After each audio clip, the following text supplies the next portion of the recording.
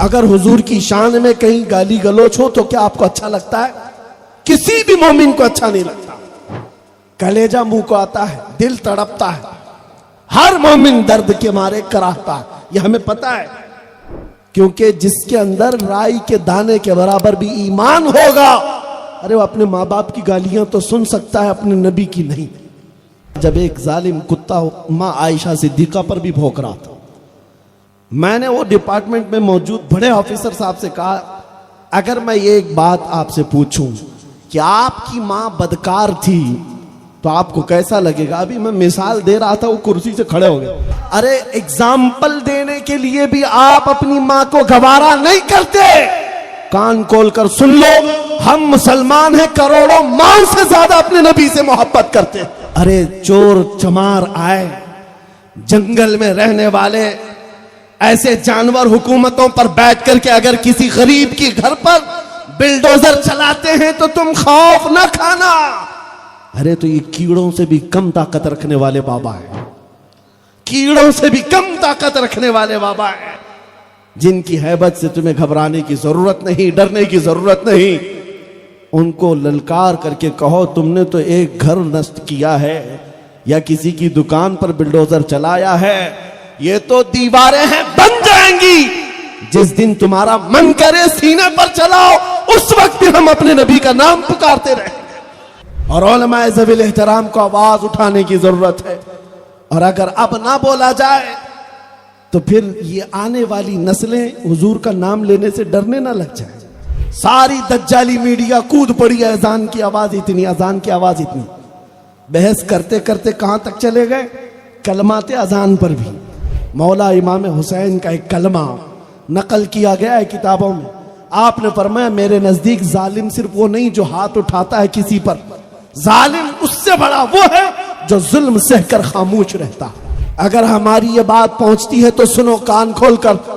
1400 साल के बाद तुम किसी गरीब मुसलमान को पकड़ करके, बांध करके, मार करके उसको अपने खुदा का नाम लेने पर मजबूर करते हो और उसकी जान ले लेते हो और लोगों को वीडियो शेयर करके दहशत डालते हो। देखो हम ऐसा कर सकते हैं। जालिमों, ये रखो अपनी जेब में। इस तरह की आतंक और इस तरह का दहशत, इस तरह का टेररिज्म हमने कूफा में भी देखा, करबला में भी देखा, मक्का में भी देखा। वहां पर गयूर मुसलमानों को लेट पर लेटा करके सिल रख देते थे सीनों पर और उनको फांसियों पर भी चढ़ाया है। खुबैब इब्न अदी के नाखूनों को पकड़ से खींचा था। जैद बिन दसना को आंखों में गरम सलाइयां फेरी गई थी, उनके कान, नाक और होंठ काट लिए गए थे। ये मॉब लिंचिंग तो 1400 साल से कुफ्फार और मुशरिकीन करते आ रहे हैं। तुम तो उनकी नाजायज औलाद आज ये दोबारा ट्रायल कर रहे हो। लेकिन खबरदार याद रखना, उस वक्त तुम्हारे नाजायज बाप दादाओं से इस्लाम नहीं मिटाता, आज भी इन कुत्तों से इस्लाम नहीं मिट सकता। इस्लाम तेरी नब्ज न डूबेगी हश्र तक, तेरी रगों में रवा खून है 4 यार का। इस्लाम जिंदा होता है हर करबला के बाद। आज सरकार गौसे आजम अब्दुल कादिर जिलानी रदी अल्लाह तआला अन्हु की निस्बत से यहां जमा है, तो उनका मसलक याद करो। हक बोलना और दुनियावी असबाब से न घबराना, यह गौसे आजम का बहुत अजीम मिशन था। उस वक्त हक बोल रहे थे जिस वक्त हजरत अबू बकर, हजरत उमर का नाम लेने पर भी कोड़े मारे जा रहे थे, उस वक्त बोल रहे थे। आज आवाजें अगर खुल गई, हो सकता है 1 गर्दन कटेगी, 2 गर्दनें कटेगी, लेकिन एक बात याद रखो, कितने गाजी मारोगे, हर घर से गाजी निकलेगा। यह मुस्तफ़ा करीम सल्लल्लाहु अलैहि वसल्लम का चमन है।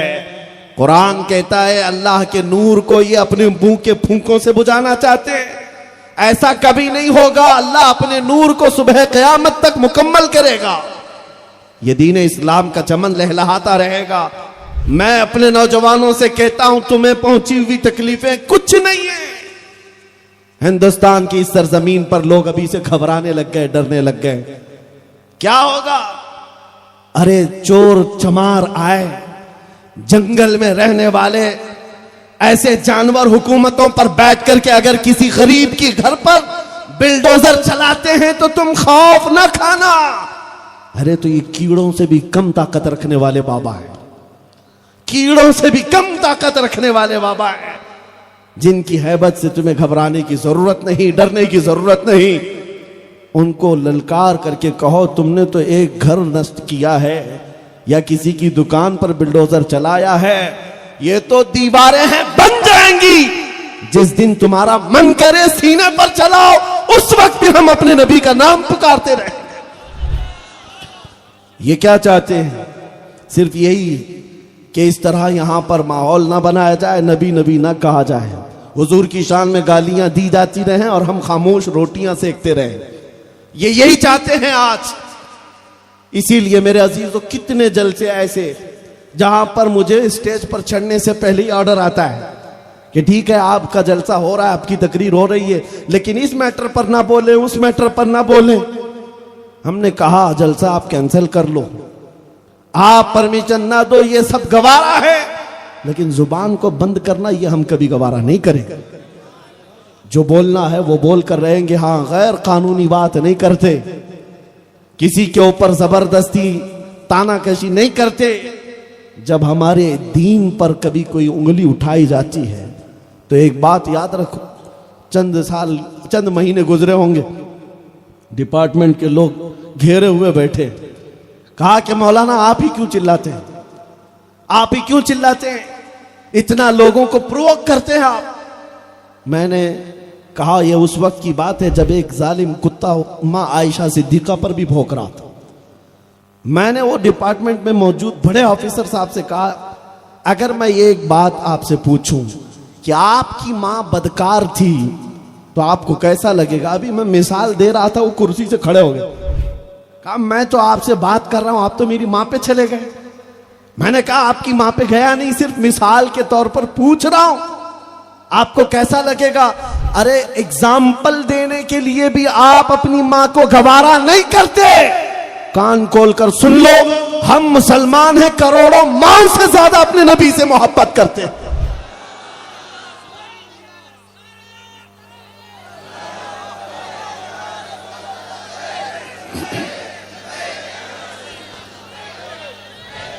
बस आज का एक पैगाम मैं देकर के जाऊंगा जो बरेली की सरजमीन से उठा था।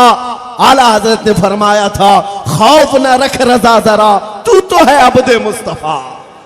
खौफ ना रख रजा जरा, तू तो है अब्दे मुस्तफा। तेरे लिए अमान है, तेरे लिए अमान है। ये उलमा जो बैठे हुए हैं, इनकी आवाजों को खोल दो, इनके गलों को आजाद कर दो। इनके मिंबरों पर, इनके मेहराबों पर तुम पाबंदियां ना लगाओ कि मौलाना हालात खराब है, ये ना बोलो, वो ना बोलो। ये मुआश के मारे हुए बेचारे तुम्हारे हालात को देखते हुए खामोश हो जाते हैं और इस तरह से कौम के अंदर बुज़दिली आने लग जाती है।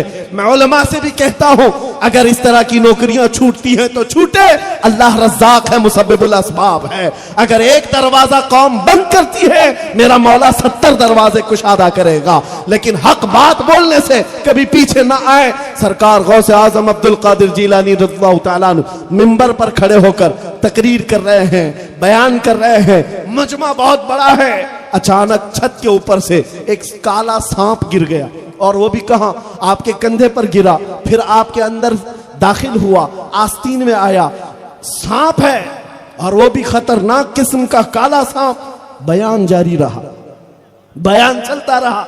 लोग थोड़े से इधर उधर हो गए, कुछ मुंतशिर हो गए, कुछ जमे हुए बैठे रहे, लेकिन आपकी खिताबत में जरा बराबर भी न लग़ज़िश आई, न कभी फिसलन देखा।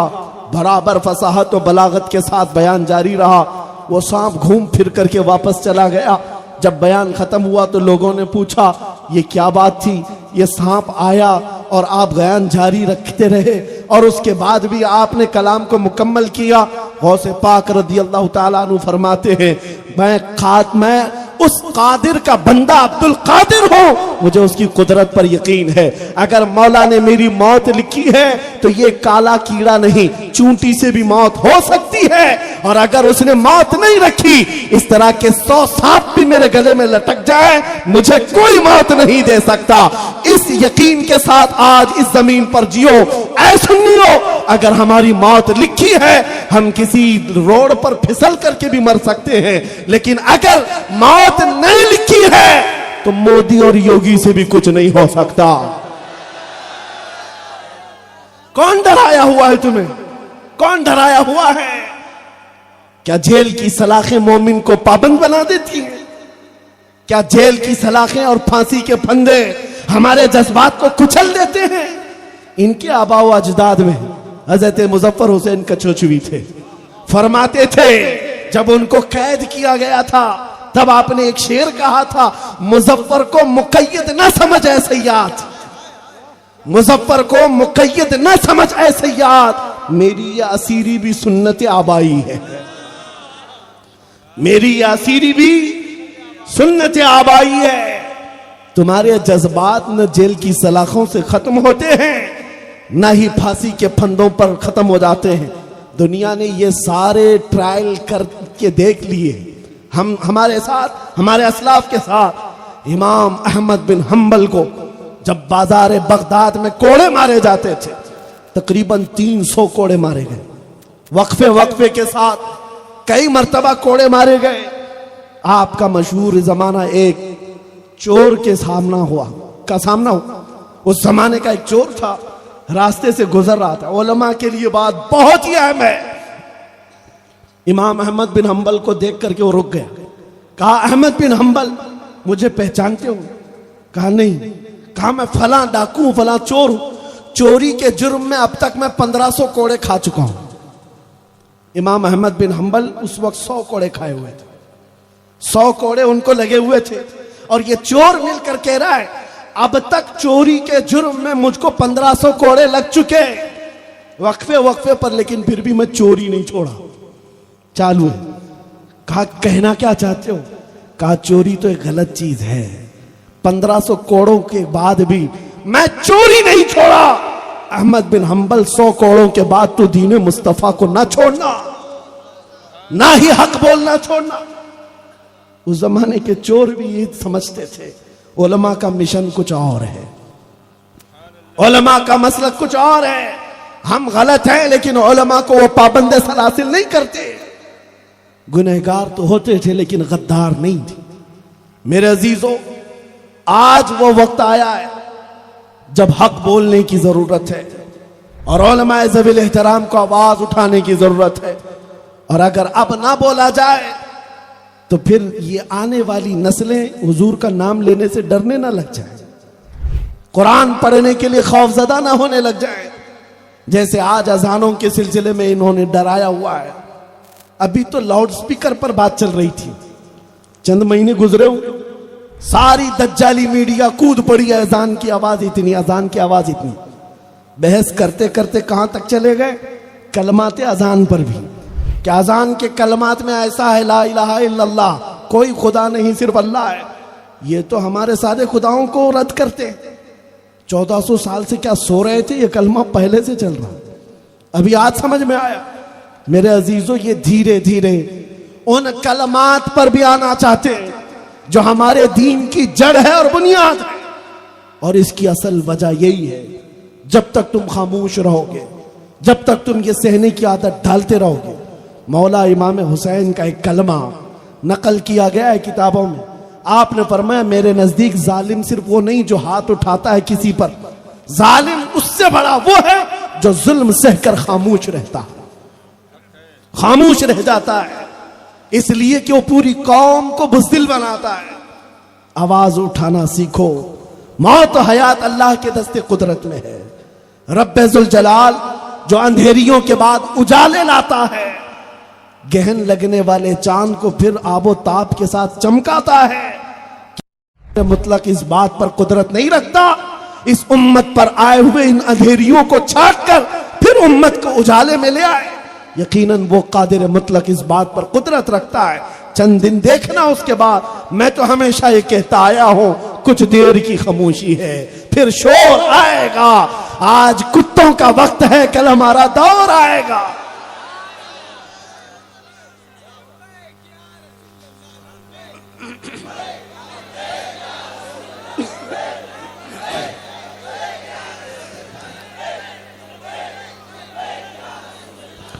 मेरे अजीजों, मायूसी के साथ गुजारने वाली जिंदगी बड़ी कर्ब वाली होती है, दर्द वाली होती है।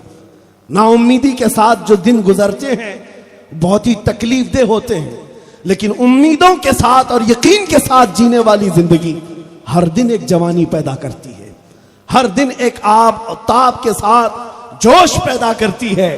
इसीलिए नाउम्मीदी की जिंदगी ना गुजारो, वरना फिर तुम्हारे यहां हालात ऐसी हो जाएंगे।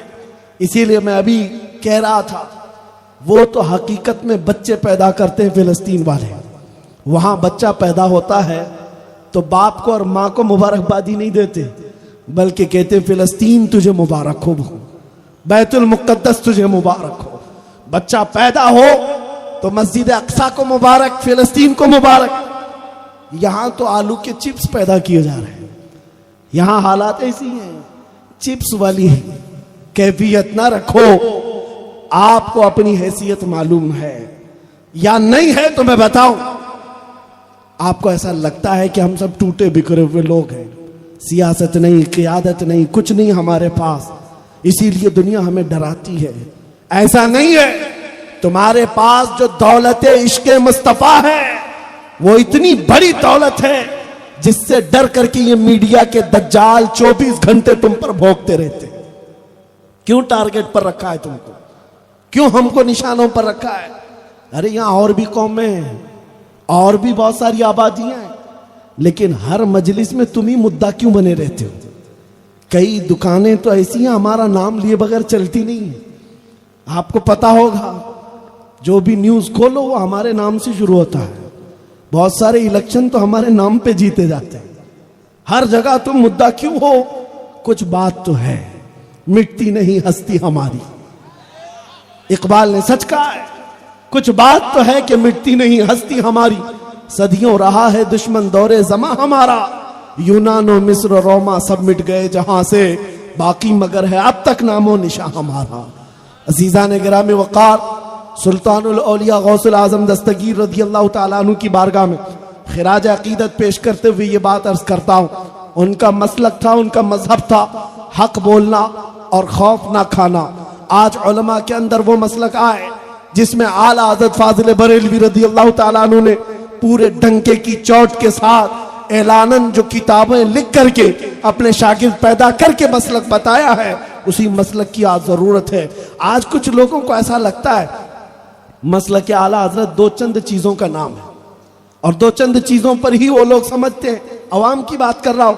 अरे ये दीन मुस्तफा है, सहाबा का तौर तरीका है, ताबाइन का मसलक है जो मसलक आला हजरत है।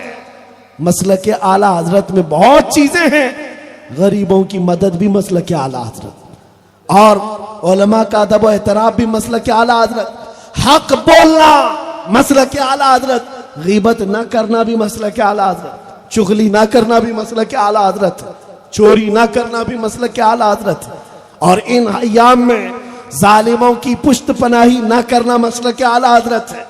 मसलहत के रास्ते ढूंढते हुए दीन को छुपाना या शायर इस्लाम में कंप्रोमाइज करना, ये मसलक आला हजरत नहीं।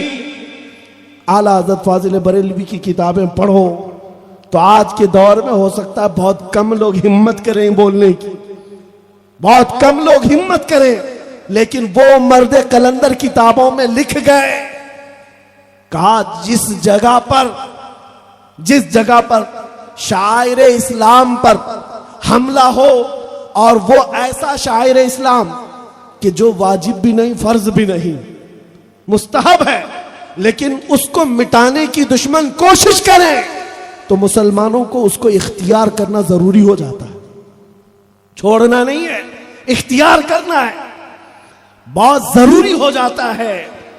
इसीलिए आज के दौर में मेरे अजीजों, आपके लिए जो चीजें लाजिम हैं, तुम कैसे नामूस रिसालत की हिफाजत करोगे? अपने अमल से करो। दाढ़ियों की मुखालिफत जब होने लगे, दाढ़ियों को जिंदा करो। अमामों की जब मुखालिफत होने लगे, अमामे बांधो और नबी पाक की सुन्नत को जिंदा करो। तुम तो मॉडर्न बनने के चक्कर में पता नहीं कहां से कहां बह गए। फिल्म स्टार हॉलीवुड और बॉलीवुड को अपना आइडियल बना लिया और उनके पीछे भागते हुए उनके फैन कहलाने में भी शर्म नहीं महसूस करते।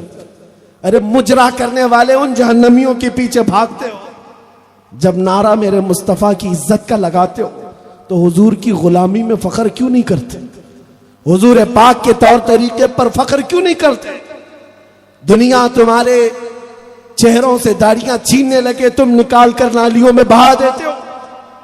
दुनिया तुम्हें बालियां पहनाने की कोशिश करे, तुम तो चूड़ियां भी पहन लेते हो। चोटी रखने की कोशिश करे दुनिया, फैशन बनाकर तुम सब बन जाते हो।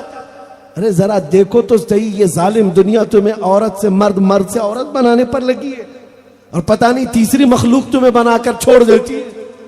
तुम उस पे ऐश के साथ, खुशियों के साथ नाच भी रहे हो। तुम्हें ये खबर नहीं, तुम्हारी इज्जत इनके पीछे भागने में नहीं है, तुम्हारी इज्जत मुस्तफा के कदमों से वाबस्ता है, हुजूर पाक के कदमों से वाबस्ता है। आज भी करके देख लो तजुर्बा, आओ उस नुक्ते पर, उस पॉइंट पर जहां मेरे नबी ने अपने सहाबा को छोड़ा था। मजीद किसी चीज की जरूरत नहीं। इकबाल 10 साल यूरोप में खाक छान करके आया, तहकीकात करके वापस अपने वतन आया। यूरोप को भागते हुए देखा, तरक्की की होड़ पे, साइंस में, फिजिक्स में, ज्योग्राफिया में, अलजिब्रा में। वापस इकबाल आकर अपनी कौम को क्या बशारत दिया? कहा मैं ढूंढने गया था, मेरी कौम की तरक्की किस बात में है? सब मैदान देख लिया। लोगों ने पूछा फिर आपकी कौम किस मैदान में तरक्की कर सकती है? इकबाल ने कहा मेरी कौम की तरक्की सिर्फ एक बात में है कि मोहम्मद से वफा तूने तो हम तेरे हैं। ये जहां चीज है क्या, लौह कलम तेरे हैं। हमारी तरक्की सिर्फ उस कदम से वाबस्ता है। दुनिया को लगे कुछ भी, हम ये बात बोलते रहेंगे। मेरे अजीजों, आज आप क्या समझते हैं हमारी जुबानों को आजादी दे दी जाएगी? इतना आसान काम नहीं है। उलमाए ज़वील एहतराम, आज जिनके सरों पर यहां से अमामा बांधा गया है, 2 बातें याद रख लें। मिशकात शरीफ की वह हदीस भी, दुनिया हासिल करने वाले को दीन पढ़ाना ऐसा ही है जैसे खिंजीर के गले में मोतियों का हार डालना। ऐसे दुनियादार को दीन का इल्म दिया ही ना जाए जो अपने दीन को इस्तेमाल करने लग जाए दुनिया हासिल करने के लिए। पहली नसीहत तो इन उलमा के लिए यही है। और इमाम गजाली फरमाते हैं, वो आलिम दीन जो किसी सेठ के यहां जाता है, मालदार के यहां जाता है, इस नीयत से कि मैं कुछ दीन उसके पास दूंगा तो वो मुझे कुछ पैसे देगा, इमाम गजाली फरमाते हैं वो आलिम उस मक्खी से ज्यादा गलीज है जो पखाने पे बैठती है। तुम्हारा यह मसलक नहीं है, तुम्हें अल्लाह के रसूल की नियाबत दी गई है। क्या ये कम है नाइबे रसूल हो जाना? नियाबत का ताज। एक बात ये याद रखेंगे। और दूसरी बात, मुस्तफा करीम सल्लल्लाहु ताला अलैहि वसल्लम की यह हदीस भी कि उलमा को जो अमानत दी गई है हक बोलने की, अगर ये अपना इल्म, अपनी अमानत छुपाते रहेंगे, कल क़यामत के दिन आग की कैंचियों से इनके जबड़े खींचे जाएंगे। आग की कैंचियों से इनके जबड़े, इनकी जुबानें खींची जाएंगी। उलजिमा लिजाम मिनन नार। इसलिए उलमा को ये बातें याद रखना चाहिए। अगर कोई ट्रस्टी नाराज होता है, ये छोटी नाराजगी है। कोई सदर नाराज होता है, छोटी नाराजगी है। लेकिन मेरा मौला नाराज हो गया, कल क़यामत के दिन क्या जवाब दोगे? इसलिए इस मिशन को लेकर चलना जरूरी है। हालात की बात बार बार जो की जाती है, हालात ऐसे नहीं है, हालात वैसे नहीं। एक बात मुझे बताओ, बदर के मैदान से लेकर आज तक हमारे लिए हालात अच्छे कब रहे? कब अच्छे थे हालात हमारे लिए? जरा बता दो तारीख निकाल कर। हर जमाने में चैलेंजेस रहे और बातिल का हक के साथ ये मारका आरा होना हमेशा लगा रहा। सतीजाकार रहा है अजल से ता इमरोज, शरारे बुलहबी से चिराग मुस्तफवी। अरे 313 निहत्ते निकल मैदान बद्र में आए। उन्होंने ये नहीं पूछा कि हालात खराब हैं कि अच्छे हैं। उहद में चले गए मेरे नबी के साथ, ये नहीं पूछा हालात अच्छे हैं कि खराब हैं। सबसे बड़ी माइनॉरिटी मैदान में अगर देखना है वो करबला का मैदान है। एक तरफ सिर्फ 82 लोग हैं 72 खानदान के, और इतनी छोटी तादाद में आ गए। उनमें से एक शहजादे ने भी नहीं पूछा हालात अच्छे हैं कि खराब हैं, तादाद सामने वालों की कितनी है। इसीलिए ये मिशन लेकर चलो, इस्लाम तादाद के भरोसे पर नहीं, अपनी हक्कानियत के भरोसे पर जिंदा रहता है। अगर तुम हक के साथ हो